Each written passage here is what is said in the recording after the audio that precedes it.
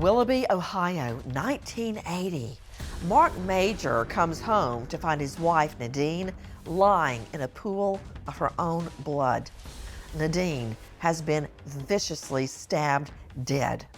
When I opened the door, she'd be right in front of me, laying on the floor, her head tilted down with a big knife in her.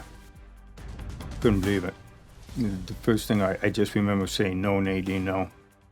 Nadine Madger's baby son, Daniel, found unharmed next to his mother's body. I came to the conclusion that the case would never be solved. I pretty much gave up hope in it. I figured there's no cameras back then, there's no witnesses, there was no nothing. I didn't dwell on it because I didn't think dwelling on it would bring me any closure.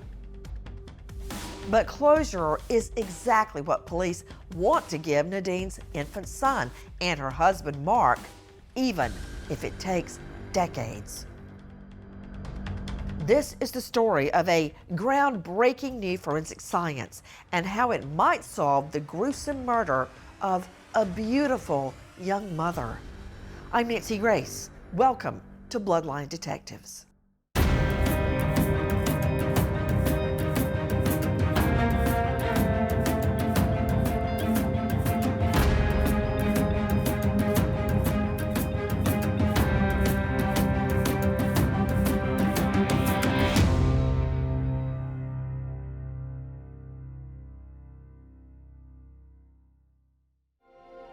(1980), Willoughby, Ohio, a small city along the shore of Lake Erie, about 20 miles from Cleveland. Willoughby is an amazing city. We have a little bit of everything. We got an airport, a hospital. We're kind of tucked in between Cleveland and Painesville. It's a nice area to grow up. It's a great place to work, live, and play at. Nadine Madger lives in Willoughby. She's in her early 20s with a good job and everything to live for. When I worked at the one body shop, on Friday I'd go and cash my check, and she was a new teller there. So I would always go to her. And after about 6 weeks or so, I got the courage to ask her out. And the first date, I picked her up and it was cold outside, and I had a jacket on and she didn't. So I took her out to dinner and a movie. And on the way back, I dropped her off, obviously, and gave her a kiss. So that was the first date. Mark and Nadine are married less than 4 years after that very first date, and soon they become a family of 3 with the arrival of baby boy Daniel. We actually went out to dinner with this one friend of ours the night before, and her water broke. So we had the meal ordered, and we told the waitress that it's not going to happen. So we called the doctor, we went to the hospital. He was great. He didn't make a lot of noise, he didn't cry much. He was easy. He was beautiful. Sadly, this happy family is about to be torn apart by a brutal crime that will be remembered for decades. January 11, 1980, like every other day, Mark comes home from his auto body shop for lunch. I got home and I sat by her. She was holding Danny in her lap, rocking him, and he was kind of going to sleep. So we talked a little bit. I gave her a kiss. And I walked to the door, waved to her, and closed the door. And that's the last time I saw her alive. Back at work, Mark calls home to check in on Nadine and baby Daniel, but there's no answer. I told the guys, just get out of here. And I locked the shop up and went home. And I honestly don't know if I put the key into the door or if I just opened the door. I really don't remember. When I opened the door, she'd be right in front of me, laying on the floor, her head tilted down with a big knife in her. Couldn't believe it. The first thing I just remember saying, "No, Nadine, no." I couldn't get the phone to work. The phone was covered in blood.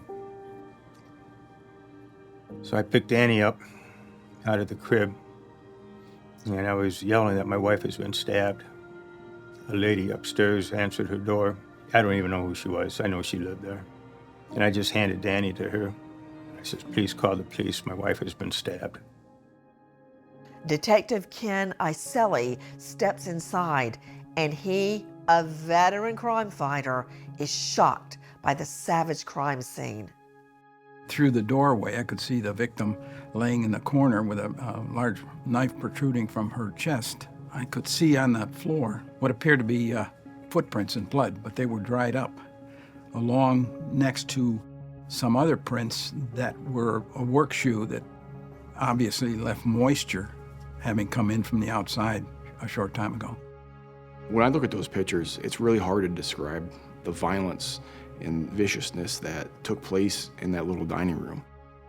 It looks like it was from a horror movie, is the best way I can explain it. The murder weapon? A kitchen knife. The victim found in her own home. It's SOP, standard operating procedure. Detectives will first look at Nadine's husband, Mark, as a prime suspect. They asked me the same questions over and over and over again. And I was starting to get mad because I thought, what the hell are you asking me for? Find the person who did this. I couldn't understand why they were asking me questions. Willoughby police question husband Mark Madger. Meanwhile, news spreads quickly about Nadine's brutal murder. Willoughby is a town where violent crime is very, very rare. The tight-knit community living now in fear. These things just don't happen in Willoughby, or at least that's what we try to tell ourselves. Mark is still being questioned by police. Many local residents want to believe detectives already have their man.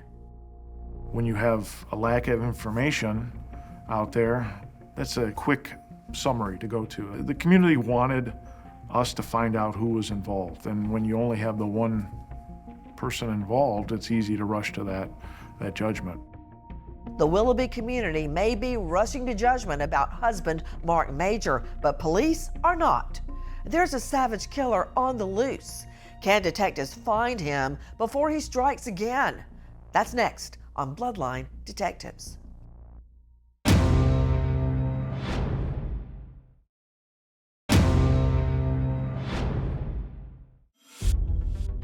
January 1980, the normally quiet commuter town of Willoughby, Ohio, is rocked by murder. Mark Madger comes home from work to find the body of his beautiful young wife, Nadine. Nadine stabbed some 40 times. Their baby Daniel beside her, yet unharmed. Police quickly bring husband Mark in for questioning. The crime scene reveals many clues.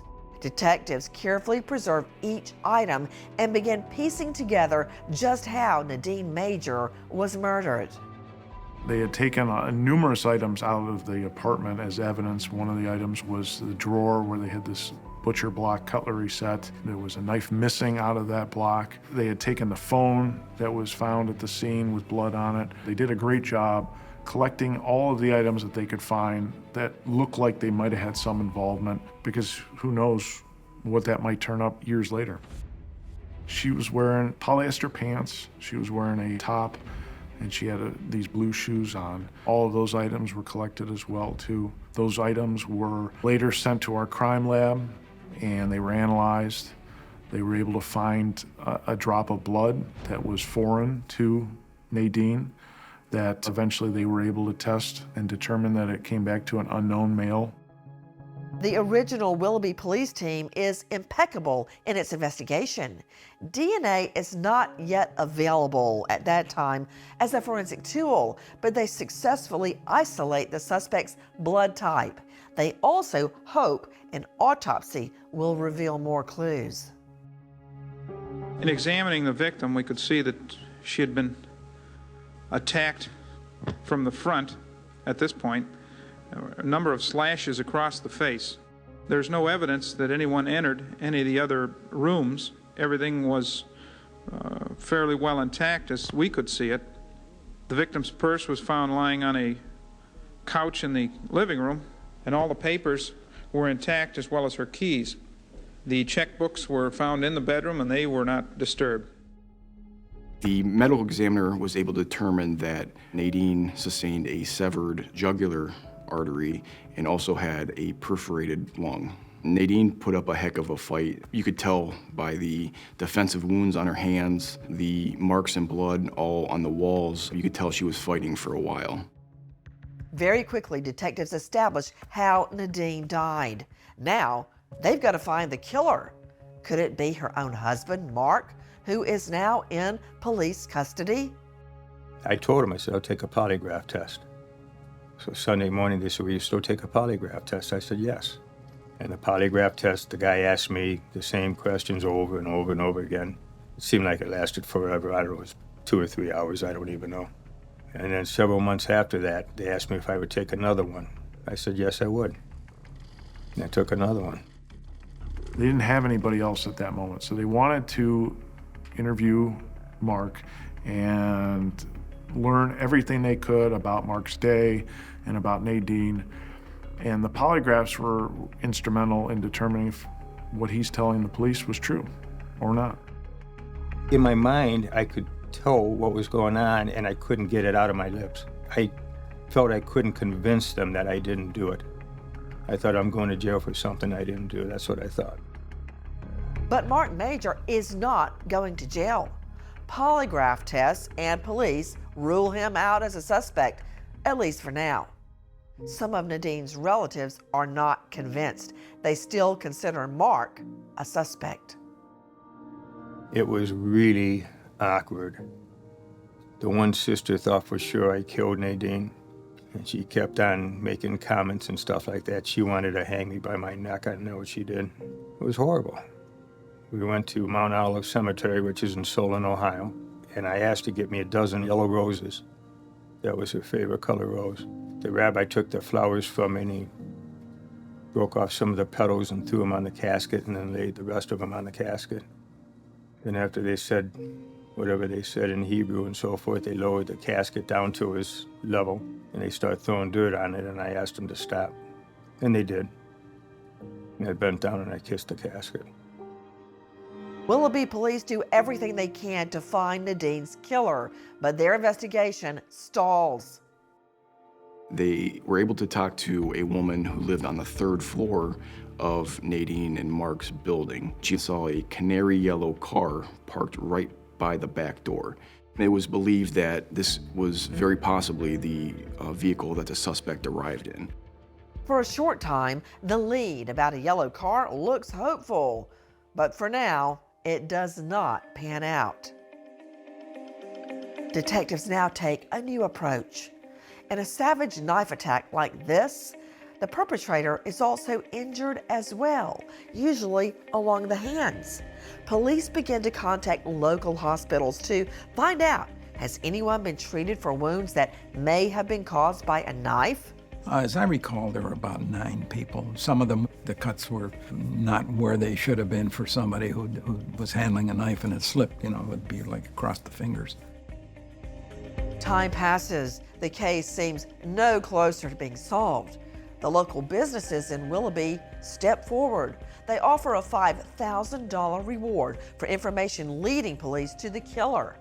Some residents are still convinced this vicious killer is already known to detectives. There was a $5,000 reward out with her picture on the reward card, and they posted it in their stores. There was no action, so obviously they took the posters down after a while. I know my mom was playing bridge one time, and there was a lady, and she was talking about the story and that how the husband, which is me, ran away and they can't find him, and they think he's in Buffalo. And my mom said, that's really interesting because he's living at my townhouse that we're sharing, and that's my son. And she couldn't say anything. She looked like a fool. But how many other people did she tell that to? How many other people told that story similar that I did it? Mark Madger knows he's got to put the murder of his wife Nadine behind him, not only for his sake, but for their son, baby Daniel. 3 years later, he remarries. It looks like a new start, but it's very difficult for him to speak to his son Daniel about his mother's death. I didn't talk about it a lot. It's very difficult to talk about. You may understand that, you may not. I didn't find out what happened until probably 12 or 13 years later. He told me that she was murdered. That was pretty much it. I mean, what do you tell a kid? 3 years go by, and eventually, detectives run out of leads. After 19 '83, it started really going cold. They really worked that case hard for the first couple of years. And over time, without any new leads and any new advancements in technology, it's just, there wasn't anything else left to go on. It picked up again in the 90s. I believe it was in 1996 was actually when they were able to identify that DNA profile. And then Chief Strabe had started up the task force after that, and they really pushed hard with trying to identify new people and compare them with that profile that we had. But it went cold probably a couple of years later until we picked up it again back in 2014. When I was about 15 or so, I came to the conclusion that the case would never be solved. I pretty much gave up hope in it. I figured there's no cameras back then, there's no witnesses, there was no nothing. I don't want to say I put it out of my head completely, but I didn't dwell on it because I didn't think dwelling on it would bring me any closure. Baby Daniel Madger, now growing into a man, believes he may never find out what happened to his mother, Nadine, but police never give up. The arrival of a remarkable new forensic science known as investigative genetic genealogy is blowing seemingly impossible cases wide open. Could it be the key to this case as well? We find out next on Bloodline Detectives.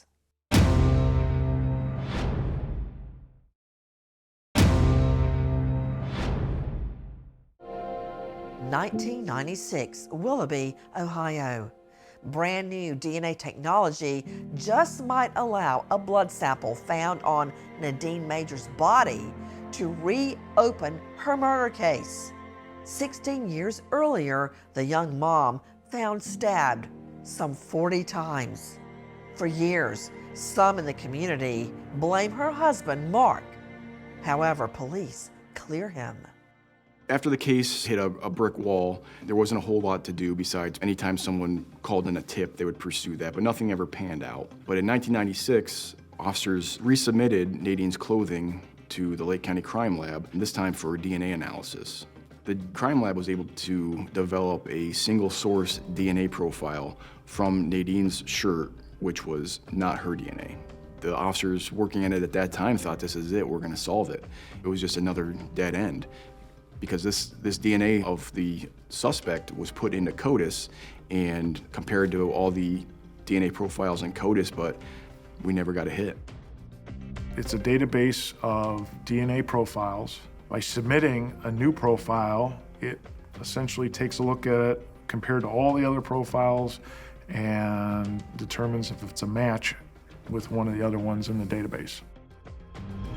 The national database called CODIS is made up of convicted criminals. A DNA sample from a crime scene must match another existing sample in the database. The sample from Nadine Madger's shirt does not match anyone in CODIS, but it does rule out Mark Madger once and for all as a suspect. I got involved in this case in 2014, about a year after I had gone into our detective bureau. Read over the whole case, really took a look at the statements that were provided by Mark Madger to law enforcement at the time. Looked at a lot of what our crime lab had done for the case. Started talking with our crime lab, our director at the time, because she was very passionate about trying to solve this homicide. She was there that night helping collect evidence with our police officers and detectives. So she was heavily invested in this case and she wanted to see it resolved. So we tried a lot of different approaches. We recontacted the Cleveland FBI to get their behavioral science group back involved in it. We talked with other local agencies about similar cases that they had to see if they could be connected with it. What I discovered was a lot of information that, one, was similar to what the investigators back in 1980 had discovered, but it allowed me to really get to know Mark and get to know what was going on in his life. I can't imagine how awful it was for him and what he had to been going through. When people think that you're the suspect involved in this, your extended family probably considers you the suspect involved in this, and the community. His world was completely wrecked at that time. I knew that we had a killer out there still on the loose, that we still had a case that we needed to solve, and we owed it to Mark and Danny and the entire Cohen family to resolve this for them. 2018, Willoughby detectives, now aware of a remarkable new investigative tool called DNA phenotyping. They contact Parabon Nanolabs, a leader in this science, for help. In February of 2018, our department contacted Parabon Nanolabs and gave them some of the evidence from the crime scene, and they were able to find the suspect's DNA profile. And the first thing they did for us was phenotyping.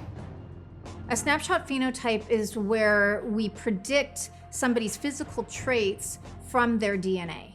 So in this case, we were able to predict that the suspect was Eastern European and had blue or green eyes, blonde or light brown hair, light skin with a few freckles. So we knew we were looking for a white man of European ancestry with light traits.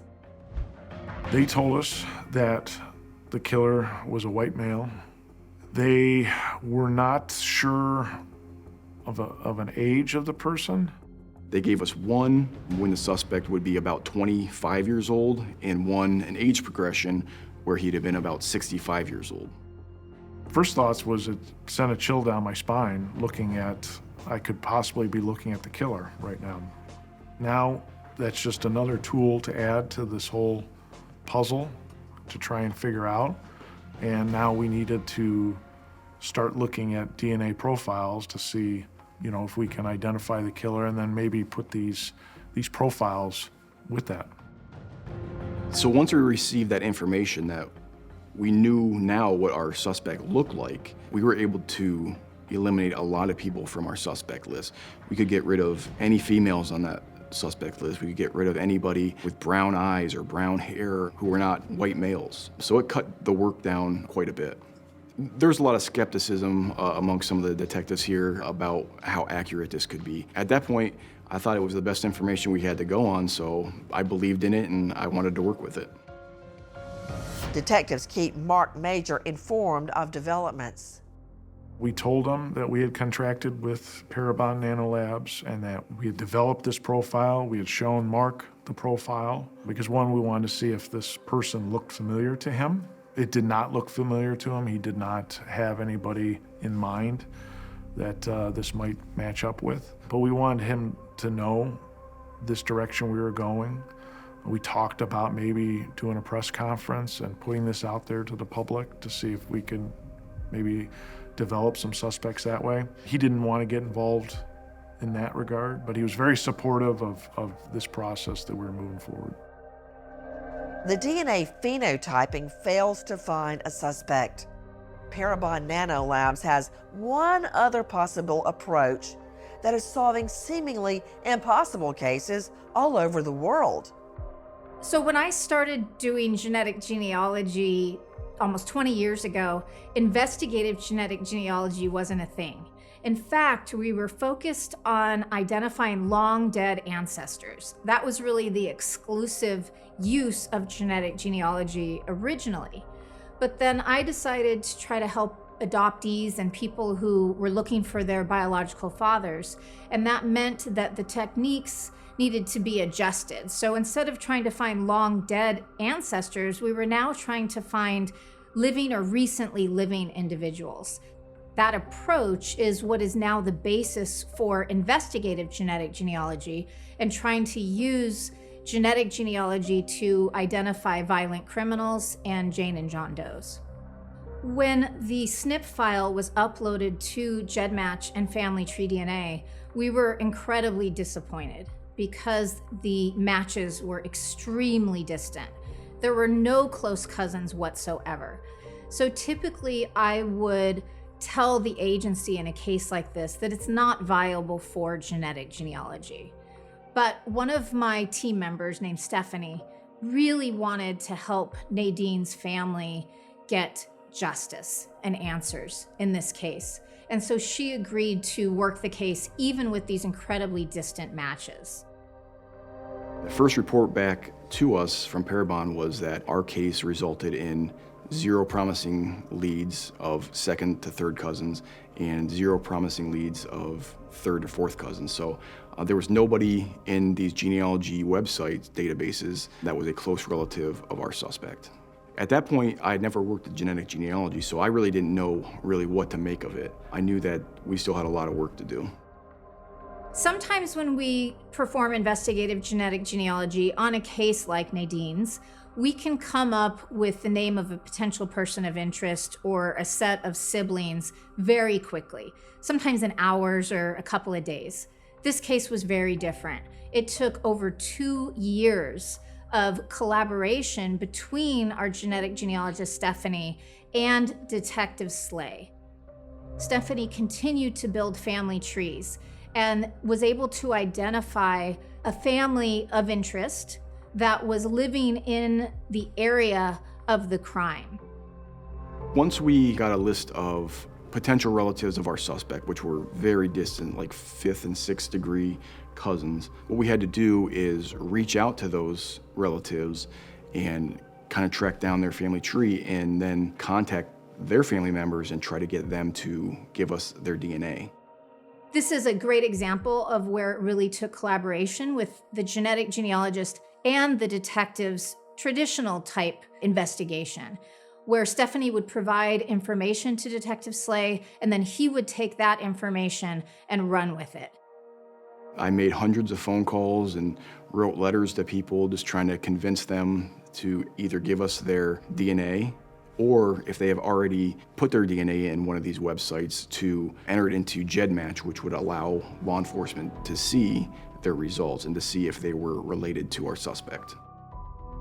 The odds of finding Nadine's killer this way are very long, but they're shortening week by week.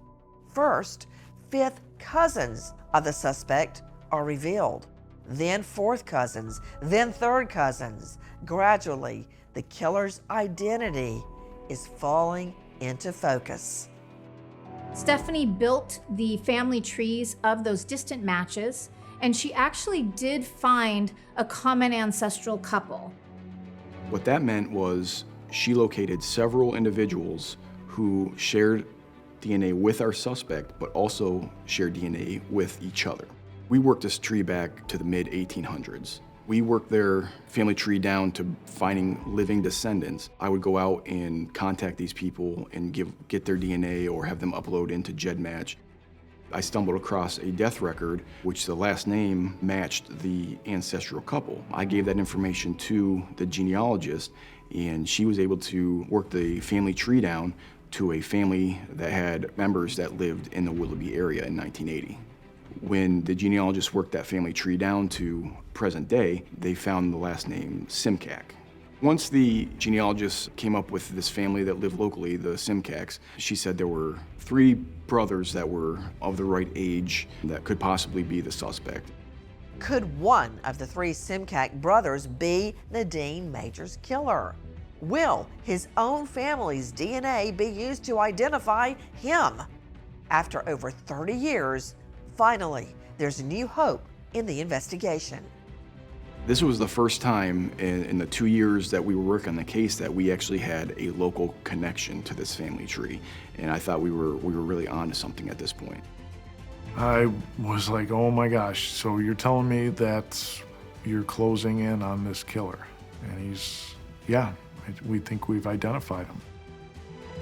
Investigators feel they're on the verge of a breakthrough. Can investigative genetic genealogy crack this case? That's next on Bloodline Detectives.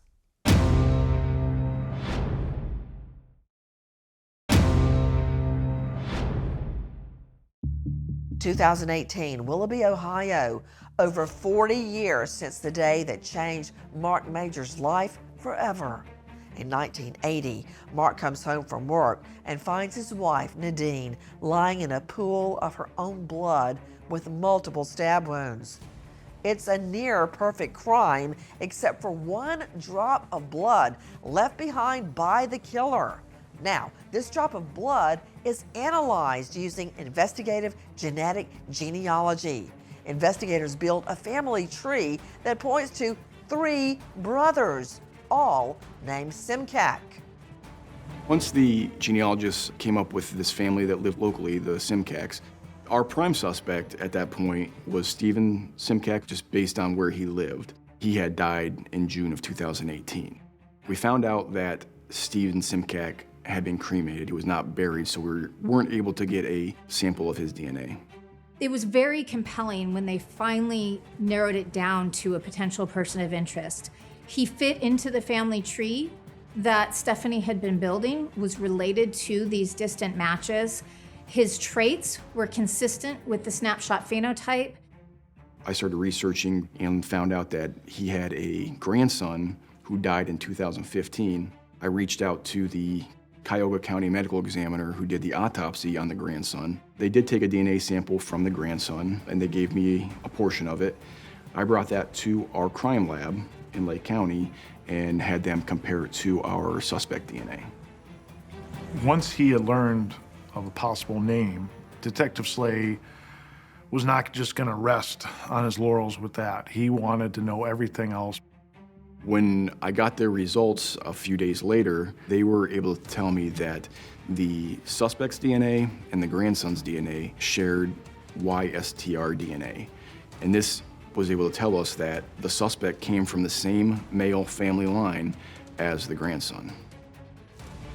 It's the breakthrough generations of Willoughby detectives have been seeking for decades. Now, this group of investigators wants absolute proof Stephen Simcak is without any doubt the killer of Nadine Madger. That's next on Bloodline Detectives.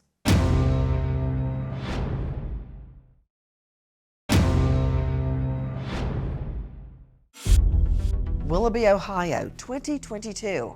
Detectives are certain they're closing in on the identity of a man who savagely murdered beautiful young mom Nadine Madger back in 1980. We didn't know who he was, so we started looking into his background. One of the first places we went is to Lincoln Electric, where he worked for 38 years. He worked there from 1963 up into 2002 and asked for any work records they had on him. They still had all his work records from the entire time he worked there, and we found out that the only day that he called off sick in 1980 was January 11th, the day of the murder. To learn that Stephen had called off sick for second shift at Lincoln Electric that night was very eerie. You put all these things together to develop this picture of what happened, and all of these different pieces that investigators had collected over the years, and to be able to put them together like this is just incredible. We conducted interviews of Stephen Joseph Simcak's children, stepchildren, any close friends of his.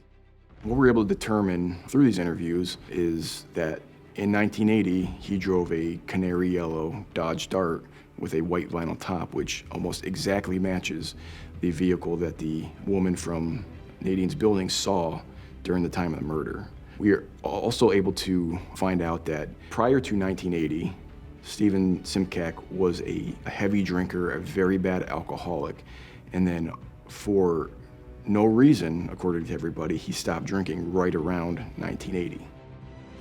All these clues point to Stephen Simcak as the killer, but police must be absolutely sure. There's not a body to exhume. How will Bloodline Detectives find a way to make a solid DNA match?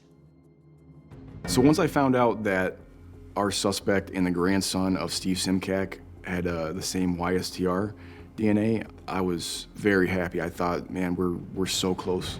Parabon was able to tell me that the grandson of Stephen Simcak and our suspect shared almost 2,900 centimorgans of DNA. They said the relationship possibilities was siblings, which we knew was impossible due to the grandson's age. He was born in 1990, and it could have been the grandson's father. We also knew that that was not possible due to his age. He was born in 1966, and the last relationship possibility was grandchild, grandfather. At that point, we were now even more confident that our suspect was Stephen Joseph Simcak. We weren't able to get Stephen Joseph Simcak's DNA. We knew he had a living son. I went and contacted the son and asked for a sample of his DNA. He provided this to us. This DNA was compared at the Lake County Crime Lab, and they said this is a parent-sibling relationship. This sample was also sent to Parabon, and they confirmed it, and they actually said with 100% probability it was a father-child relationship. At that point, we knew Stephen Joseph Simcak was the person who killed Nadine. 40 years later, every box is finally checked. Nadine Madger's killer is identified. Police in Willoughby, Ohio, breathe a collective sigh of relief. I don't remember how I acted. It just kind of a rush of emotions came across me. I was so happy for all of the people here that have been involved in it, that they have this closure, but I was also really happy for Mark and Danny. Once we found out it was Stephen Joseph Simcak, I called Dan and Mark to come to the police department. I didn't tell him why. Just judging by the sound of Mark's voice, I think he knew I was gonna tell him something big, because he knew I was working on the case pretty hard. And the chief came up and he met me. He said, "You Mr. Madger?" I said, "Yes, I am." And we were talking a little bit, waiting for Danny to come. He says, "Well, we found the person who did it." And I looked at him, I says, "He's dead, isn't he?" And he said, "Yes." I just felt it because he didn't say we got him and we're gonna arrest him. So I just felt he had to be dead. So we went in, we looked at pictures and so forth, and never knew the name, never knew the person. If I ever saw him, maybe in passing, if we walked down the sidewalk or something, I don't know, but how many of those people are you gonna remember? Him dying before we could bring him to justice, I believe was a big failure on our part. I feel we did not serve Mark and Danny Madger like we needed to, like we owed it to them. And I felt like we failed because I wish we would have identified him earlier. I don't know if that was possible, but I'm glad that Detective Slade was able to identify that and bring that information to the family to bring them closure, but it's, justice was never served, unfortunately. Nadine Madger's killer finally identified. For husband Mark, it's not enough. He still struggles with what he saw that January day back in 1980. For the first year after she was killed, I have to look at a photograph of her to remember what she looked like. And it sounds stupid maybe, but that's the way it was. I had nightmares, I was afraid to go to sleep. It was horrible. I'm not asking you to feel sorry for me. I don't do that, but here's what this person did. He should have been executed. I should have been the one sticking the needle in his arm and watching him die. He's a monster. I would have loved to have been there. He'd be a dead monster. Mark's son, Daniel, was in his crib when his mom, Nadine, is so cruelly murdered. Of course, he doesn't remember the attack, but the memory of his mother is still with him. The way her headstone is, it's low to the ground, it's on an angle. So a lot of times I will lay down and use it as like a pillow, so to speak. I've taken naps there before on nice days. She's watching out for me. She's making sure trouble steers clear. Most precious memory? It's gonna sound stupid. First time I met her mother, she's walking up the steps, and she had a real pretty golden dress on. And she turned around and smiled at me. She says, "Come on."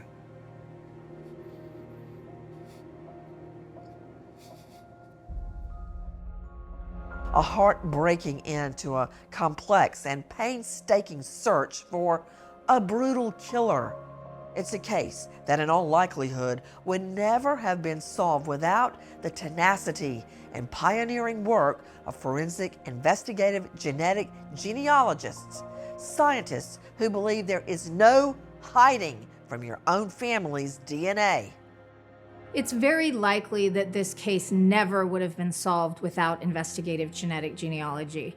It was 40 years old, and they had already exhausted all of the avenues of investigation. And because the suspect had already died, there was no deathbed confessions, and probably nobody left in the world who knew who was responsible for killing Nadine.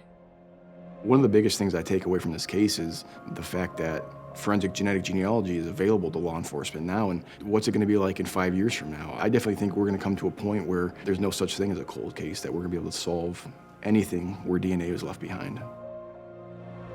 A single drop of blood preserved by police long before forensic science even existed. A yellow car someone briefly saw near the crime scene. These were the seemingly small clues at the time of Nadine Madger's murder. Thanks to incredible police work, the passage of time, and amazing forensic science, those clues play a huge part in catching a killer 40 years later. Amazing. I'm Nancy Grace. Thanks for being with us here on Bloodline Detectives.